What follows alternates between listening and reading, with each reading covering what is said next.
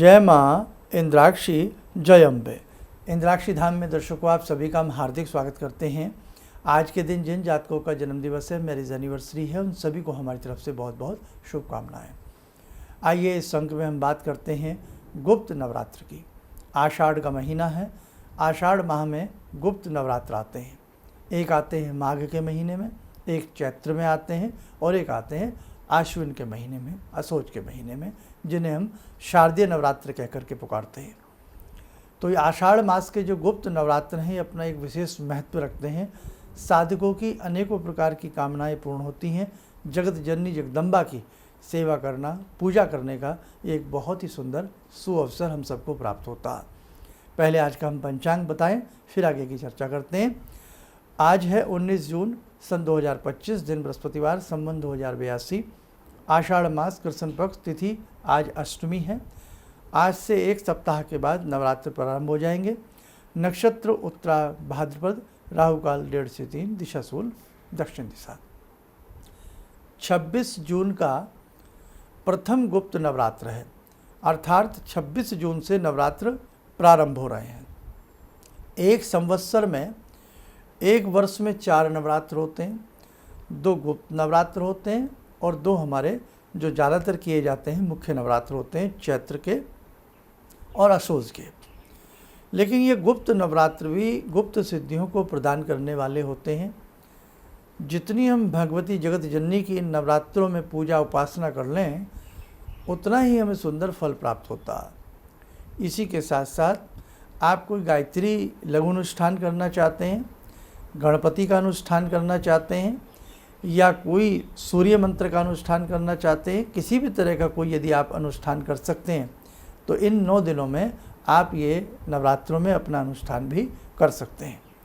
इसी के साथ साथ 26 जून से नवरात्र प्रारंभ होकर के 9 दिन पर्यंत चलते हैं। जैसे हमारे सभी नवरात्र होते हैं, प्रतिपदा, द्वितीया, तृतीया, चतुर्थी, अप टू नवमी तक नवरात्र रहता है। तो आपको गुप्त नवरात्र में हमें सबको क्या करना चाहिए? गुप्त नवरात्र में नवारण मंत्र अधिक से अधिक पढ़ना चाहिए। आप नवारण मंत्र का अनुष्ठान भी गुप्त नवरात्र में कर सकते हैं। अब अनुष्ठान का मतलब तो सीधा होता है बेटा 1.25 लाख मंत्र। तो उसके लिए 1,25,000 मंत्र हमें इसमें करने होते हैं। उसका डिवाइडेशन आप कर सकते हैं और 100 मंत्रों की एक माला मानो। एक माला में कितने मन के होते हैं? 108 होते हैं। 8 छोड़ दीजिए, केवल 100 को काउंट कीजिए, क्योंकि कई बार मंत्र पढ़ने में, जपने में कोई अशुद्धि भी हो जाती है, कमी ज़्यादा भी हो जाती है। इसलिए कहने का मतलब एक माला में 100 मन के, तो एक माला हो गई, 100 मंत्र पढ़े गए। 10 माला में 1000 मंत्र पढ़े गए। समझ गए आप? तो ऐसे हम उसको डिवाइड कर सकते हैं। तो आप इस नवरात्र में नवारण मंत्र का अनुष्ठान कर सकते हैं, गायत्री मंत्र का लघु अनुष्ठान कर सकते हैं, अपने किसी प्रतिदिन के दैनिक मंत्र को जो आप जपते हैं उसका अनुष्ठान कर सकते हैं। नहीं तो गुप्त नवरात्र में आप अगर अनुष्ठान ना कर चाहें तो नवारण मंत्र की कम से कम आप 11 माला प्रतिदिन करें।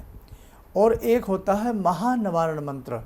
तो हम इस बार पुनः प्रयास करेंगे। 2-3 साल पहले भी हमने आपको बताया था कि आपको हम महानवारण मंत्र भी जरूर बताएंगे।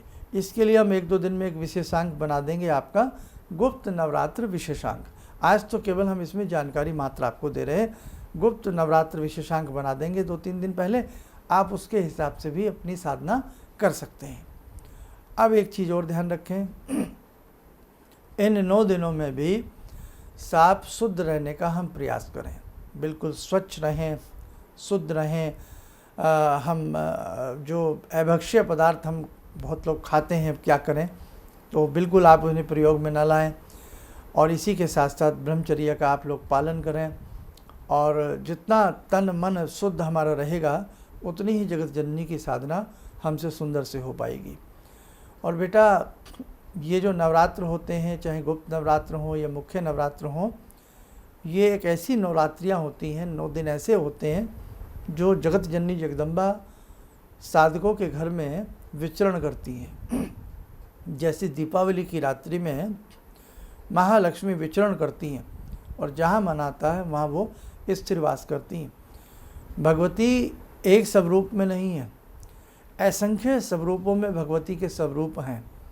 तो अब हम ये सोच लें कि अगर एक ही लक्ष्मी होंगी तो एक घर में रहेंगी, नहीं साहब, वो हज़ारों लाखों कलाओं में हैं, वो हज़ारों लाखों रूपों में हैं। इसीलिए ध्यान रखना, अनंत हैं वो, अनंत कोटि हैं वो। तो कहने का भाव, ये नवरात्र बहुत अच्छे से आप अपने मन को समझा करके, आलस्य को त्याग करके कुछ न कुछ अच्छा करने का प्रयास करना।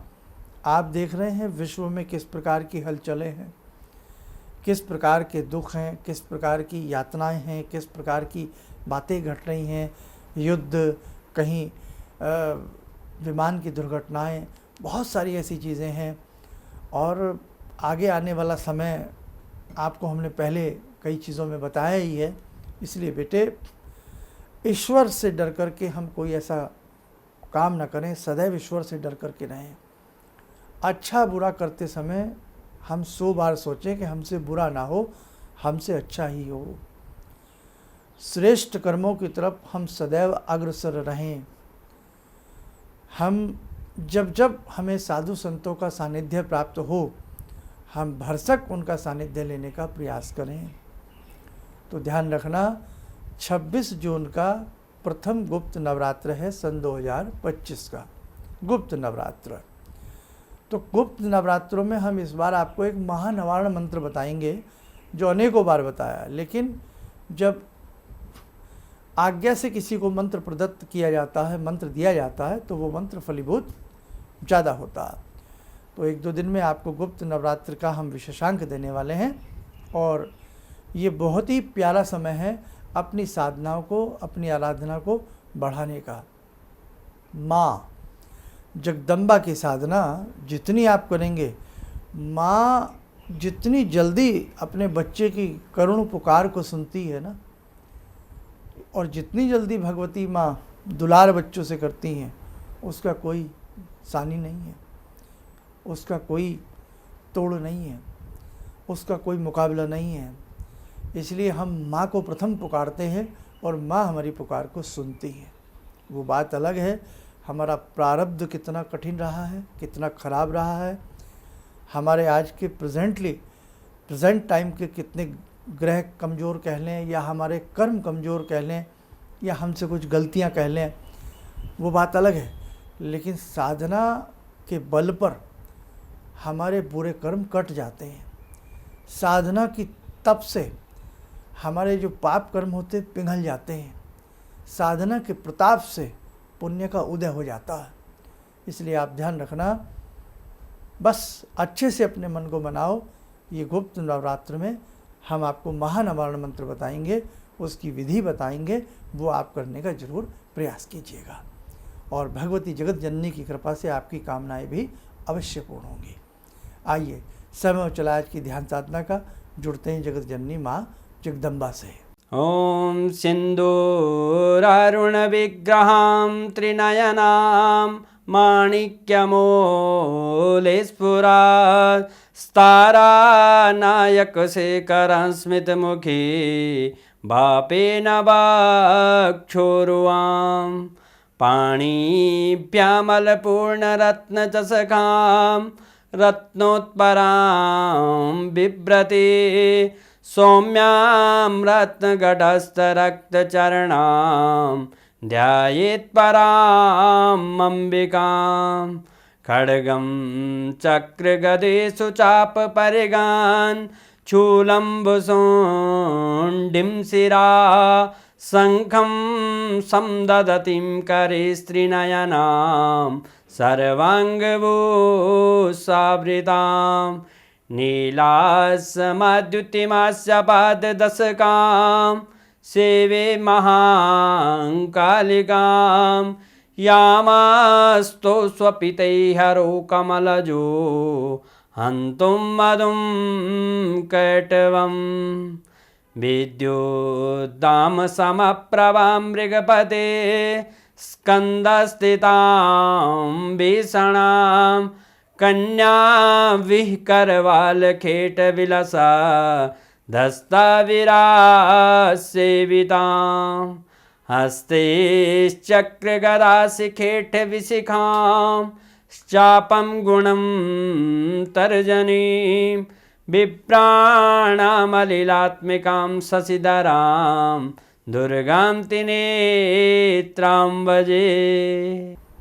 कवच बना लें, ध्यान करें, जगत जननी का शुभ आशीष हम सबके ऊपर बरस रहा है।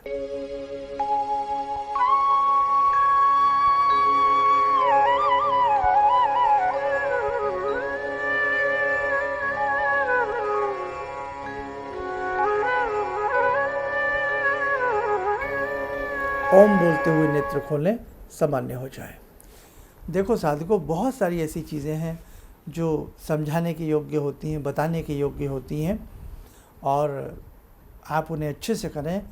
हमें पूर्ण विश्वास है दुखों से, तकलीफ़ों से, समस्याओं से आप शीघ्र निकल जाएंगे। चलिए, आप सब लोग स्वस्थ रहें, सुखी रहें। इन्हीं शुभकामनाओं के साथ हम अपनी वाणी को विराम करते हैं। जय जय अम्बे। आपने एक भावना पैदा करने के लिए एक उपाय बताया था, जी महासरस्वती कवच। जी तो सर वैसे क्योंकि मेरे छोटे बच्चे बड़े हैं, तो आज के युग में शायद बहुत मुश्किल है उनको संभालना, जी जी लेकिन मैंने वो कवच जब से शुरू किया, आपने जिस तरह बताया उसी तरह मैंने किया, और आज मेरे परिवार में वास्तव में कि मैं दिल से मैं बहुत शांत हूँ। किसी भी समस्या के समाधान के लिए मिले प्रसिद्ध हस्तरेखा एवं वास्तु विशेषज्ञ प्रोफेसर धर्मेंद्र शर्मा जी से। नोट: शिविर में भाग लेने हेतु एवं व्यक्तिगत रूप से मिलने के लिए कॉल करने का समय सुबह 10 बजे से शाम 6 बजे तक। हमारे विभिन्न ज्ञानवर्धक कार्यक्रम देखने के लिए आप हमें अभी सब्सक्राइब करें, बेल आइकन को प्रेस करें ताकि आप देख सकें हमारा कार्यक्रम सबसे पहले। और अधिक जानकारी के लिए फेसबुक पेज को लाइक करना न भूलें।